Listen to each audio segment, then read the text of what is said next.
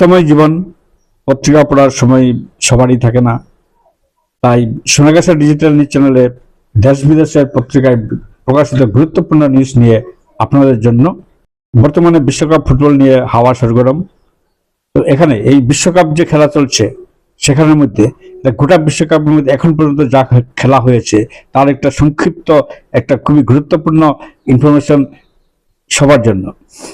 বিশ্বকাপ ফুটবলে কোনো দেশ ছোট কিংবা প্রথমবার বিশ্বকাপ খেলছে বলে তাকে অবহেলা বা হালকাভাবে নিলে চলবে না। ছোট দেশ কিংবা দুর্বল ভাবা দলগুলোও সময়ের ব্যবধানে মহাপ্রতাপশালী হয়ে উঠতে পারে। তার প্রমাণ আমরা এবারের বিশ্বকাপেই হাতে নাতে পেয়ে গেলাম। 2026 সালের ফুটবল বিশ্বকাপে মহা শক্তিশালী ও প্রতাপশালী ভাবা জার্মানি ও নেদারল্যান্ডসের মতো দলকে এই মুহূর্তে দ্বিতীয় রাউন্ডের নকআউট পর্ব থেকে বিদায় নিতে হয়েছে। কে ভেবেছিল মরক্কোর বিরুদ্ধে নেদারল্যান্ডস হেরে যাবে? কেউই বা ভেবেছিল প্যারাগুয়ের কাছে পরাস্ত হয়ে জার্মানিকে বিদায় নিতে হবে? ঠিক একইভাবে 5 বারের বিশ্ব চ্যাম্পিয়ন দল ব্রাজিল এশিয়ার শক্তিশালী জাপানের বিরুদ্ধে রীতিমতো নাজেহাল হয়ে কোনো মতে 2-1 গোলে জয়লাভ করে। এই তো সেদিন ক্রিশ্চিয়ানো রোনাল্ডোর দেশ পর্তুগাল প্রথম রাউন্ডে কঙ্গোর বিরুদ্ধে ম্যাচে কোনো রকম 1-1 গোলে ড্র করে নিজেদের সম্মান বাঁচিয়েছিল। এতএব মহাপ্রতাপশালী Brazil, France, Argentina, Spain, Portugal কিংবা হ্যারি কেইনের ইংল্যান্ডের এবার সাবধান হওয়ার সময় এসেছে। লক্ষণীয় বিষয় হলো এবারের বিশ্বকাপে প্রথমবার খেলতে আসা ছোট দেশ ক্যাপ ভার্দের প্রথম রাউন্ডের বৈতরণী পার করে দ্বিতীয় রাউন্ডের 32 দলের নকআউট পর্বে প্রবেশ করেছে। একইভাবে কঙ্গো, বসনিয়া, ইজিপ্ট অর্থাৎ মিশর, আইভরি কোস্ট ও আলজেরিয়ার মতো বেশ কয়েকটি দেশ সেরা 32-এ খেলার যোগ্যতা অর্জন করেছে। ঠিক তেমনই প্যারাগুয়ের প্রি কোয়ার্টার ফাইনাল পদার্পণ করাটাও একটি অত্যন্ত উল্লেখযোগ্য ঘটনা। দেশ বা দল যাই হোক না কেন যে কোনো মুহূর্তে তারা মাথা তুলে দাঁড়াতে পারে।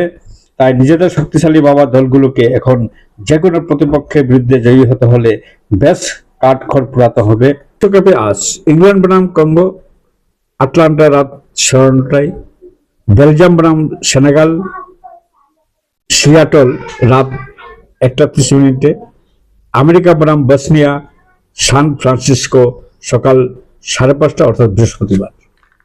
চেন্নাই 30 জন ইউটিউব দেখে বাড়িতে প্রসবের চেষ্টা, যার পরিণতি অতিরিক্ত রক্তক্ষরণে মৃত্যু হলো প্রসূতির। তামিলনাড়ুর তিরুপ্পুর জেলার ঘটনা, প্রথম সন্তানের জন্ম হয়েছিল সি সেকশনে, দ্বিতীয়বার অস্ত্রোপচার এড়াতে বাড়িতেই সন্তান প্রসবের সিদ্ধান্ত বলে সন্দেহ করছে পুলিশ। মৃত গৃহবধূর নাম শশিকলা, প্রথম সন্তানের জন্ম হয়েছিল সিজারিয়ান অস্ত্রোপচারে। ইউটিউব দেখে বাড়িতে প্রসব করে নেওয়ার পরিণতি শেষ পর্যন্ত আশঙ্কাজনক অবস্থায় তাকে প্রথমে পেরুমন্দুরাইয়ের সরকারি ইবোর্ড মেডিকেল কলেজ হাসপাতালে নিয়ে যান পরিবারের সদস্যরা। যদিও সব চেষ্টা ব্যর্থ হয়ে যায়, তবে নবজাতক শিশুটি সুস্থ রয়েছে। ঘটনায় এখনো পর্যন্ত পরিবারের তরফে কোনো অভিযোগ দায়ের করা হয়নি। তবে শ্রীভূমি রাতাবাড়ি জেলায় যে একটা সেপটিক ট্যাঙ্ক অর্থাৎ ল্যাট্রিনের ট্যাঙ্ক থেকে যে পচাগলা মৃতদেহ উদ্ধার করা হয়েছিল সেই ঘটনার আপডেট হচ্ছে। পুলিশ সূত্রে জানা গেছে, প্রাথমিক তদন্তে উঠে এসেছে অভিযুক্ত লুৎফুর রহমান প্রেমের প্রলোভন দিয়ে হাইলাকান্দি থেকে তরুণীকে চাঁদমারি গ্রামে নিয়ে আসে। পরে আবুল হোসেনের বাড়িতে তাকে রাখা হয়। তদন্তকারীদের প্রাথমিক সন্দেহ, সেখানে তরুণী যৌন নির্যাতনের শিকার হন। পরবর্তীতে বিষয়টি প্রকাশ্যে চলে আসার পর আশঙ্কায় তাকে হত্যা করা হয় এবং অপরাধের ঘটনা ঠেকাতে তাকে সেখানে তাদের সেই বাড়িতে একটা সেপটিক ট্যাঙ্ক সেখানে লুকিয়ে রাখা হয়। মন্ত্রীর ধমক খেয়ে ইস্তফা দিলেন শ্রীভূমি সিভিলের হাসপাতাল সুপার। মানুষের চরিত্র নিয়ে প্রশ্ন তুলে মন্ত্রীর শাসনে খেয়ে নিজ পদ থেকে ইস্তফা দিলেন সিভিল হাসপাতালের সুপার শুভ্রাংশু ভট্টাচার্য। সোমবার রাতে আচমকা নিজ পদ থেকে ইস্তফা দিয়েছেন তিনি। যদিও ইস্তফা পত্রে স্বাস্থ্যজনিত কারণ উল্লেখ করেছেন ভট্টাচার্য, তবে জেলাশাসক কার্যালয়ে আয়োজিত রিভিউ বৈঠকে মন্ত্রীর চোখ রাঙানির ফলেই শুভ্রাংশু ইস্তফা দিয়েছেন বলে দাবি করা হচ্ছে। মন্ত্রী ছিলেন কৌশিক রায় ও কৃষ্ণেন্দু পাল।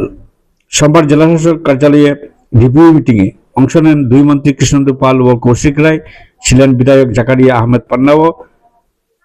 জানা গেছে ওই বৈঠকে সিভিল হাসপাতালের দুরবস্থার কথা উল্লেখ করা হয়েছিল এবং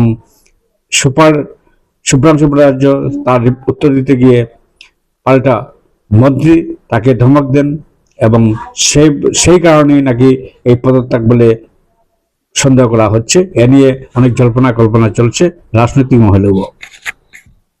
দায়িত্ব নিলেন জেলার নূতন ডিসি রাহুল গুপ্তা। কাছাড়ের দায়িত্ব নিলেন কাছাড়ের নবনিযুক্ত জেলা শাসক রাহুল কুমার গুপ্তা। মঙ্গলবার দুপুরে কার্যালয়ে পৌঁছে বিদায়ী জেলাশাসক আয়ুষ গর্গের কাছ থেকে তিনি দায়িত্ব সামলে নেন। গুয়াহাটিতে উদ্ধার 54 কোটি টাকা মূল্যের সোনা, ধৃত মহারাষ্ট্রের বাসিন্দা। গুয়াহাটি মহানগরের খারখুলি এলাকায় সোনা পাচারের বড়সড় শক ব্যস্ত দিল পুলিশ। গোপন খবরের ভিত্তিতে রাতের অভিযানে 37.064 কেজি সোনা উদ্ধার করেছে তহসিল থানার পুলিশ। উদ্ধার হওয়া সোনার বাজার মূল্য 54 কোটিরও বেশি হবে বলে জানিয়েছে গুয়াহাটি পুলিশ। এই ঘটনায় মহারাষ্ট্রের সংশ্লিষ্ট বাসিন্দা অক্ষয় বানসারে নামে 32 বয়সী এক যুবককে গ্রেপ্তার করা হয়েছে। সেপ্টেম্বর পর্যন্ত বেসরকারি হাসপাতালে ক্যাশলেস ডায়ালিসিস পরিষেবা জানালেন মুখ্যমন্ত্রী। কিডনি রোগীদের নিরবচ্ছিন্ন চিকিৎসা পরিষেবা নিশ্চিত করতে গুরুত্বপূর্ণ সিদ্ধান্ত নিল অসম সরকার। মুখ্যমন্ত্রী হেমন্ত বিশ্ব শর্মা মঙ্গলবার ঘোষণা করেন, প্রধানমন্ত্রী জন আরোগ্য যোজনা এবং মুখ্যমন্ত্রী জন আরোগ্য যোজনার আওতায় থাকা যোগ্য রোগীরা আগামী 30 সেপ্টেম্বর পর্যন্ত তালিকাভুক্ত বেসরকারি হাসপাতালগুলিতে ক্যাশলেস ডায়ালিসিস পরিষেবার সুবিধা পাবেন। শ্রীভূমি শহরের দীর্ঘদিনের জলাবদ্ধতা সমস্যার স্থায়ী সমাধানের লক্ষ্যে অভিভাবক মন্ত্রী কৌশিক রায়ের কঠোর নির্দেশের পর এবার অ্যাকশন মোডে নেমেছে শ্রীভূমি পৌরসভা ও জেলা প্রশাসন। মঙ্গলবার সকাল থেকে শহরের অন্যতম গুরুত্বপূর্ণ ব্রেজেন্দ্র রোড এলাকায় ব্যাপক উচ্ছেদ অভিযান শুরু হয়। প্রশাসনের এই অভিযানে নেতৃত্ব দেন সদর ডিএসপি। আইন শৃঙ্খলা পরিস্থিতি স্বাভাবিক রাখতে বিপুল সংখ্যক পুলিশ বাহিনী, আধসামরিক বাহিনী জওয়ান মোতায়েন করা হয়। অভিযানে 4টি জেসিবি একযোগে কাজে নামানো হয়। রাস্তার দুপাশে দীর্ঘদিন ধরে গড়ে ওঠা অবৈধ দখল, নর্দমার উপর নির্মিত স্থাপনা, জল নিকাশি ব্যবস্থা বাধা সৃষ্টি করা বিভিন্ন অবৈধ কাঠামো এবং অন্যান্য প্রতিবন্ধকতা সরিয়ে ফেলার কাজ শুরু করা হয়। শ্রীভূমিতে পিএম কিষাণ হিতাধিকারীদের কেওয়াইসি ও ফসল বীমা করার আহ্বান।